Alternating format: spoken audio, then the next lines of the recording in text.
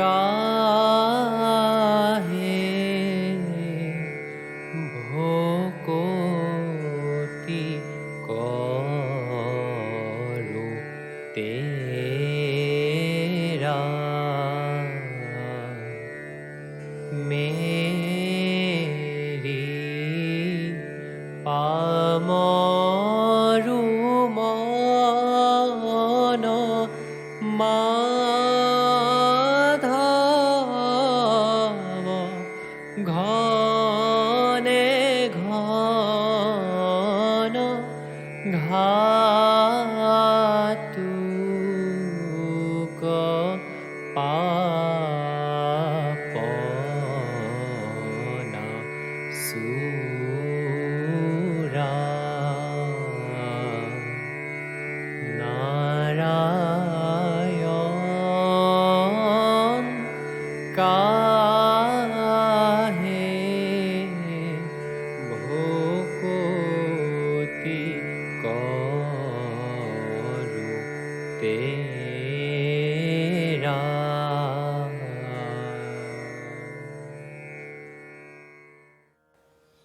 নমস্কাৰ, সকলোকে প্ৰণাম জনাই আমি আজিৰ ভাগৱত কথালৈ আগবাঢ়িব খুজিছোঁ। যোৱা খণ্ডত আমি বৃত্তাসুৰৰ কথা আলোচনা কৰিছিলোঁ। চিত্ৰকেতুৱে বৃত্তাসুৰলৈ জন্মগ্ৰহণ কৰিলে আৰু তাতেই আমাৰ ষষ্ঠ স্কন্ধৰ অন্ত পৰিছে। আমি এতিয়া আহোঁ সপ্তম স্কন্ধলৈ। সপ্তম স্কন্ধক উতিলীলা বুলি কোৱা হয়।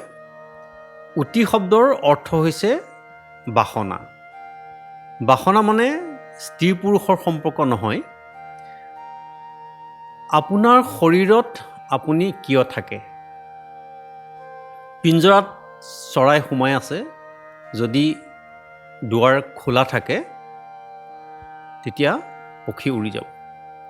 কিন্তু আমাৰ এই শৰীৰৰ পিঞ্জৰাত 9খন দুৱাৰ আছে আৰু আত্মাৰূপী পক্ষী তথাপিতো ওলাই যাব নিবিচাৰে। কাৰণ কি? যি কাৰণেই ওলাই যাব নিবিচাৰে সেয়াই হৈছে বাসনা। ইয়াত 3 প্ৰকাৰৰ বাসনাৰ কথা কৈছে। প্ৰথম হ'ল সৎবাসনা, তাৰপিছত আহিলে অসৎ বাসনা আৰু 3 নম্বৰত আহিলে মিশ্ৰ বাসনা। এতিয়া যি সৎবাসনা, সৎবাসনাৰ মানুহৰ যদি সংখ্যা চোৱা যায় 5% আহিব সৎবাসনাৰ লোক। যেনেকৈ আমি প্ৰহ্লাদ, ধ্ৰুৱ আদি সাধুসকল, নাৰদ আদি, শুক আদি যিসকল সাধু সন্ত আছিলে, তেওঁলোকৰ সংখ্যা শতকৰা হিচাপত আমাৰ 5%। আৰু তেওঁলোক কেনেকুৱা আছিলে? তেওঁলোকৰ বাসনা আছিলে সৎ। তেওঁলোকৰ ভগৱানৰ প্ৰতি মতি আছিলে আৰু কোনো কাৰণতে তেওঁলোক তাৰ পৰা আঁতৰি অহা নাছিলে। মূল বস্তুৰ পৰা তেওঁলোক আঁতৰি অহা নাছিলে। সেইখিনি হ'ল সৎবাসনা। আৰু আনটো হ'ল অসৎ বাসনা। সেই অসৎ বাসনাৰ লোকৰ কথা যদি আমি চাওঁ, তেতিয়াও শতকৰা আমি 5জনহে পাম যিখিনি অসৎ বাসনা। আমি যদি শাস্ত্ৰৰ কথা চাওঁ তেতিয়া আমি অসৎ বাসনাৰ কথা ক'ব পাৰোঁ, যেনে ৰাৱণ, কংস, জৰাসন্ধ ইত্যাদিবিলাক। এইবিলাকৰ সংখ্যা একেবাৰে কম। আৰু তেওঁলোকে ইমান অসৎ আছিল আৰু তেওঁলোকক যিমান বুজালেও তেওঁলোকৰ যি নিজৰ সিদ্ধান্ত, সেই সিদ্ধান্তৰ পৰা আঁতৰি অহা নাছিল। তাৰমানে অসৎ বাসনাৰ পৰা তেওঁলোকে সৎ বাসনলৈ আহিব নোখুজিছিল। শিশুপালক ইমান বুজনি দিছিলে, নুবুজিলে। কংসক বসুদেৱে ইমান বুজনি দিলে, তথাপিতো নুবুজিলে। ৰাৱণকো বহুত কথা বুজাইছিলে, কিন্তু ৰাৱণে একো নুবুজিলে। গতিকে তেওঁলোকৰ যি অসৎ স্বভাৱ, যি অসৎ কামনা, সেই অসৎ কামনা তেওঁলোকে চৰিতাৰ্থ কৰে। আৰু 3 নম্বৰ বাসনাৰ কথা ইয়াত কৈছে। 3 নম্বৰ বাসনা হৈছে মিশ্ৰ বাসনা। মিশ্ৰ বাসনাৰ কথাবিলাক এনেকুৱা হ'ল, তেওঁলোকে যেতিয়া সৎপুৰুষৰ সংগত থাকে তেতিয়া তেওঁলোকৰ মতি সৎপুৰুষৰ ফালে যায়, আৰু যেতিয়া অসৎ পুৰুষৰ লগত তেওঁলোকৰ সংগ হয় তেওঁলোকৰ অসৎ সংগলৈ তেওঁলোকৰ মতি আহে। গতিকে তেওঁলোক দুৰ্দুল্যমান অৱস্থাত থাকে। সেইকাৰণে তেওঁলোকে এক নিৰ্দিষ্ট সিদ্ধান্ত ল'ব নোৱাৰে। আমি ইয়াত উদাহৰণত পাম সপ্তম স্কন্ধ প্ৰহ্লাদ চৰিত্ৰত, যেতিয়া হিৰণ্যকশিপুৰ আৰু প্ৰহ্লাদৰ সংবাদ হৈছিলে, তেতিয়া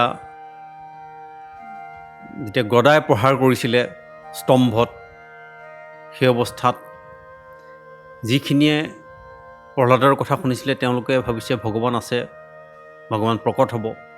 কিন্তু যিসকলে হিৰণ্যকশিপুৰৰ কথা শুনি আছিলে তেওঁলোকে ভাবে যে ভগৱান নাই। গতিকে তেওঁলোক সেই দুৰ্দুল্যমান অৱস্থাত আছিলে। সেইখিনি হ'ল মিশ্ৰ বাসনাৰ লোক। আৰু যেতিয়া আমি এই যিটো কথা ক'লোঁ, সৎ বাসনাৰ শতকৰা 5% লোকৰ ফালে যেতিয়া এই মিশ্ৰ বাসনাৰ লোকখিনি গতি কৰে, সেয়াই হ'ল সত্যযুগ। আৰু এই 90% মানুহ যেতিয়া সেই অসৎ বাসনাৰ মানুহৰ ফালে গতি কৰে, সেয়াই হ'ল কলিযুগ। এতিয়া আমি ইয়াৰ পিছৰ কথালৈ আহোঁ। বৰাহ অৱতাৰলৈ প্ৰভুৱে হিৰণ্যক্ষক বধ কৰিলে, অৰ্থাৎ হিৰণ্যক্ষক মুক্তি দিলে।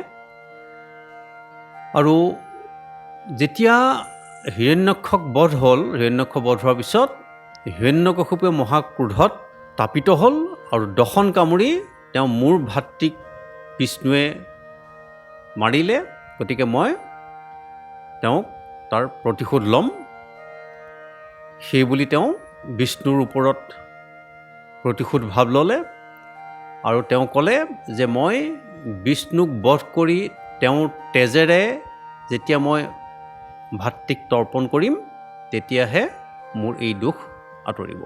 তাৰপিছতে তেওঁ এক কঠোৰ ব্ৰত কৰিলে, তপস্যা কৰিলে, আৰু সেই তপস্যাত ব্ৰহ্মা সন্তুষ্ট হ'ল। আৰু ব্ৰহ্মা আৱিৰ্ভাৱ হৈ পেলাই হিৰণ্যকশিপুক সুধিলে যে তোমাক কি বৰ লাগে কোৱা। তেতিয়া হিৰণ্যকশিপুৱে ক'লে যে তোমাৰ দ্বাৰা সৃষ্টিৰ প্ৰাণীৰ দ্বাৰা মোৰ মৃত্যু নহওক, প্ৰথম বৰ ক'লে। আৰু দ্বিতীয় বৰ বিচাৰিলে যে বাহিৰত বা ভিতৰত মোৰ মৃত্যু নহওক।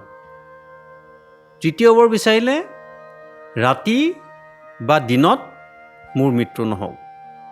চতুৰ্থ বৰ বিচাৰিলে যে কোনো অস্ত্ৰই যাতে মোক ছেদন কৰিব নোৱাৰে।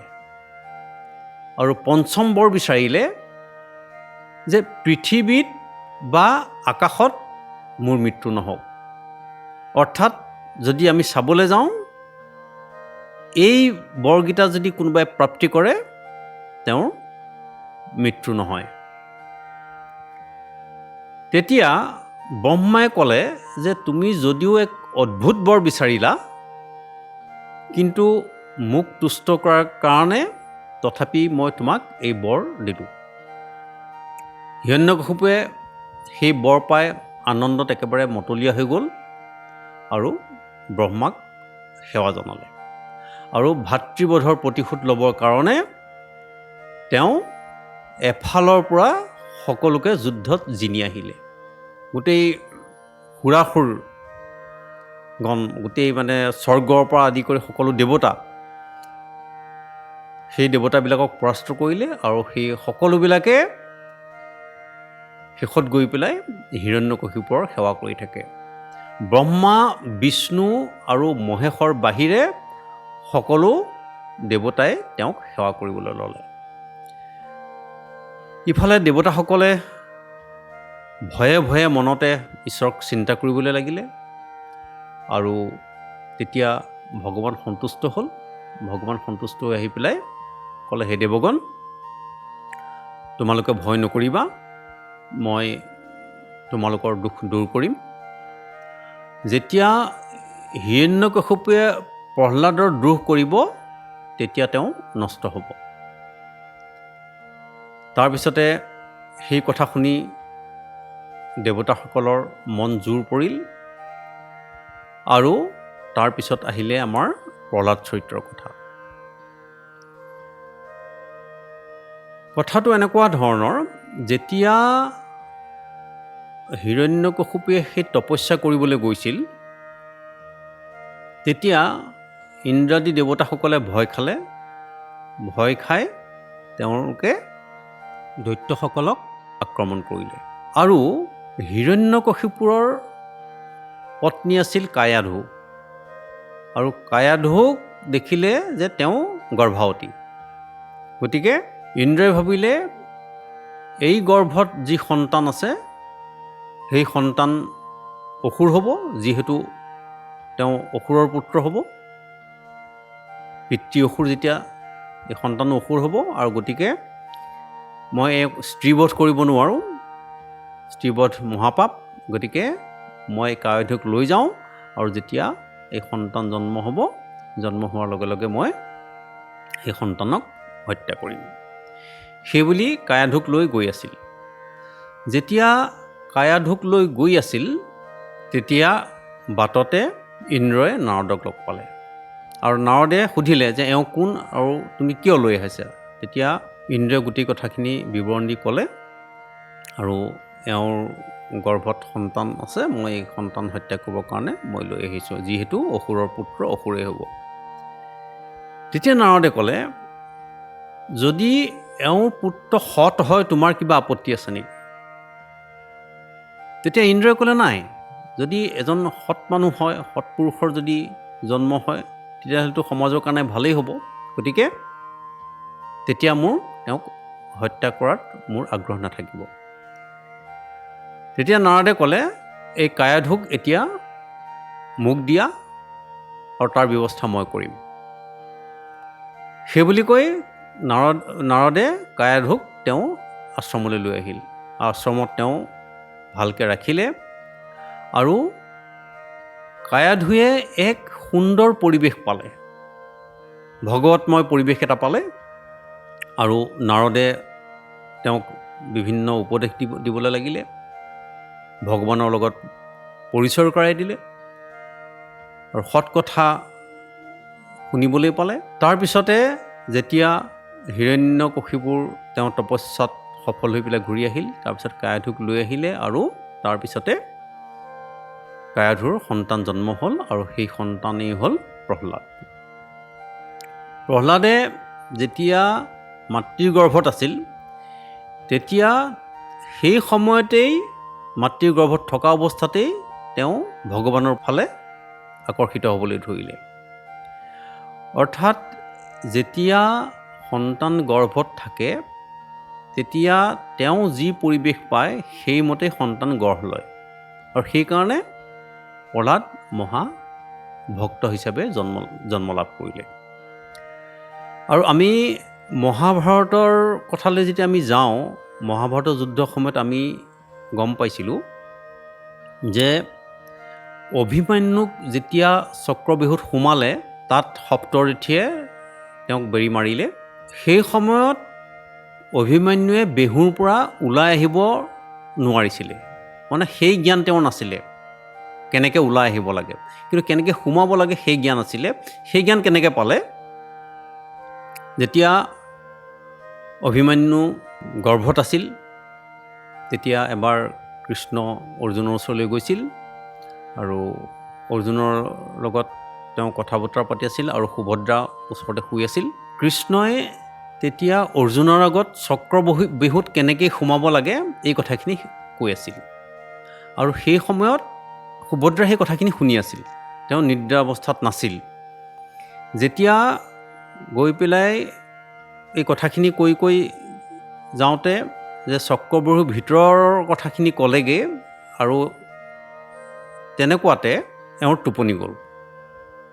যেতিয়া সুভদ্ৰাই টোপনি গ'ল, গতিকে তেওঁ কেনেকৈ ওলাই আহিব লাগে সেই কথাখিনি নুশুনিলে।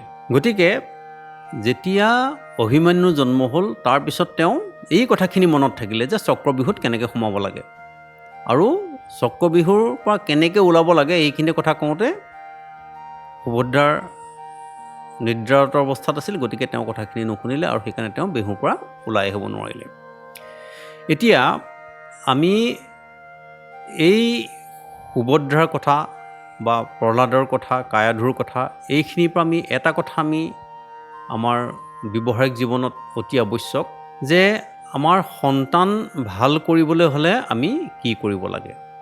যেতিয়া আমাৰ কোনো সন্তান গৰ্ভস্থ হয়, তেতিয়া আমি সেই সন্তানৰ শাৰীৰিক স্বাস্থ্যৰ কাৰণে আমি বহুত যত্ন লওঁ। আমি ডাক্তৰৰ ওচৰলৈ যাওঁ, ডাক্তৰৰ পৰামৰ্শ লওঁ, যেনেকৈ উপদেশ দিয়ে সেইমতে আমি সেই কামবিলাক কৰোঁ, যাতে এক সুন্দৰ সুস্থ সবল সন্তান জন্ম হয়। কিন্তু সেই সময়ত আমি এই কথাটো নাভাবোঁ যে সেই সন্তানটি মানসিকভাৱে কেনেকৈ সুস্থ কৰিব পাৰি। যেতিয়া আমি আমাৰ শাস্ত্ৰৰ কথালৈ আহোঁ, তাত আমাৰ এই কথাবিলাক স্পষ্টভাৱে লিখা আছে যে সন্তান ভাল কৰিবলৈ হ'লে আমি সেই সন্তানে গৰ্ভত স্থান লোৱা সময়ৰ পৰা আমি ব্যৱস্থা ল'ব লাগিব আৰু সেইমতে আমি আগবাঢ়িব লাগিব। আমি শাৰীৰিক স্বাস্থ্যৰ লগতে আমি মানসিক স্বাস্থ্যৰ ফালেও আমি অকণমান মন দিব লাগিব। আমাৰ শাস্ত্ৰত কৈছে যে যেতিয়া এনেকুৱা এটা পৰিৱেশ পাব, মাতৃগৰাকী এটা ভাল পৰিৱেশ পাব, এটা সাত্বিক পৰিৱেশ পাব, আৰু সেই সাত্বিক পৰিৱেশ পোৱাৰ পিছত তেওঁ যি সন্তান জন্ম হ'ব, সেই সন্তান সাত্বিক হ'ব। কিন্তু আজি আমাৰ সমাজত কি হৈ আছে? আমাৰ সমাজত আজিকালি এই দিশত আমি একেবাৰে গুৰুত্ব নিদিওঁ। যেতিয়া সন্তান গৰ্ভাৱস্থাত থাকে, মাতৃয়ে আজিকালি যিটো পৰিৱেশত জীয়াই থাকে, আজিকালি আমাৰ আধুনিক যুগত আমাৰ যিবিলাক বৈদ্যুতিন মাধ্যম আছে, তাত কি কি বস্তু তেওঁলোকে চায়, কেনেকুৱা এটা পৰিৱেশ পায়, এই কথাবিলাকৰ যিটো মূল বস্তু বা তাৰ যি পৰিৱেশ, সেই বস্তুখিনিয়ে সন্তানৰ ওপৰত প্ৰভাৱ পেলায়।